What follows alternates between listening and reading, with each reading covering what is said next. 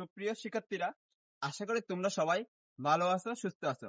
আজকে আমি পদার্থবিজ্ঞান দ্বিতীয় পত্রের উপর যে অধ্যায়গুলো পরীক্ষার জন্য ইম্পর্টেন্ট সেই অধ্যায়গুলোর নাম এবং অধ্যায়গুলো থেকে আমি টপিকগুলো তোমাদের জানাবো।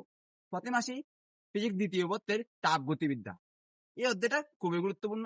এরপর স্থিরতড়িৎ, এরপর চলতড়িৎ এবং এই তিনটা অধ্যায়ের পর বাকি তিনটা অধ্যায় রয়েছে তোমার ধরো আধুনিক পদার্থবিজ্ঞান এবং পরমাণু গঠন এবং আরেকটা অধ্যায় ভৌত আলোক বিজ্ঞান।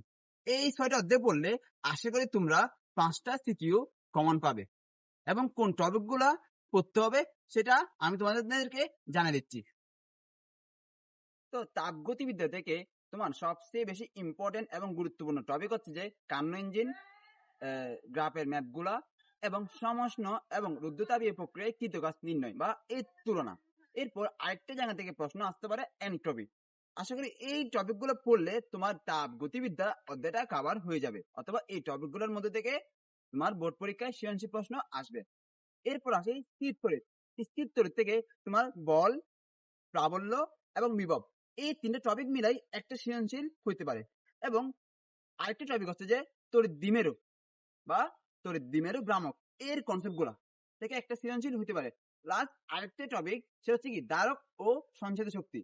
অর্থাৎ এই তিনটা টপিক পড়লে তোমার স্থির তড়িতের অধ্যায়টা কভার হবে। এরপর আসো চলতড়িৎ।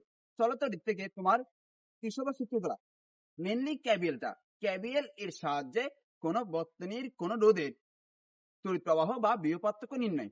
ঠিক আছে, এরপর উইনস্টন বিস, তারপর অ্যামিটারের পাল্লা বৃদ্ধি এবং ভোল্টমিটারের পাল্লা বৃদ্ধি।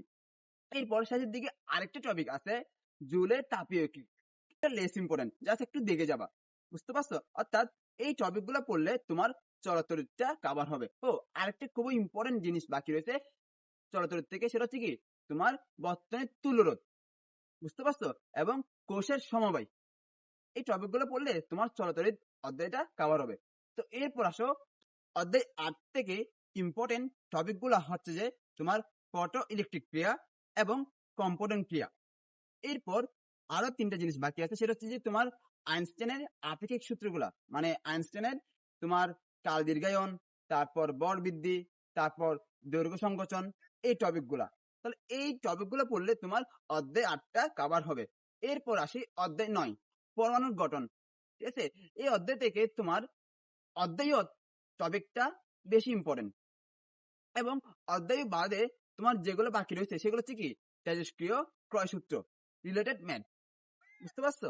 তো এই টপিকগুলো পড়লে আশা করি তোমার অধ্যায় 9টা কভার হবে। হ্যাঁ, অধ্যায় 9 থেকে তুমি আরেকটা জিনিস দেখে যেতে পারো যেগুলো তোমরা কেমিস্ট্রি অধ্যায় 2তে অর্থাৎ গুণগত রসায়নে পড়ছো।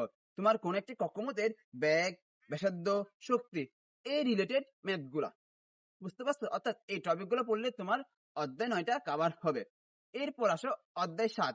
অধ্যায় 7 হচ্ছে যে ভৌত আলোক বিজ্ঞান। ভৌত আলোক বিজ্ঞান থেকে তোমার ব্যতিচার, এটা খুবই গুরুত্বপূর্ণ। ব্যতিচার এবং অপবর্তন, এই দুটো টপিক থেকে সিকিউ আসার সম্ভাবনা অনেক বেশি, বুঝতে পারছো? তো আমি যে সাজেশনটা দিলাম এই সাজেশনগুলো দেখে যাবা। এর সাথে তোমরা যদি সময় পাও তাহলে বাকি চ্যাপ্টার গুলোও একটু ভালো মতো দেখে যাবা। ঠিক আছে, ধন্যবাদ।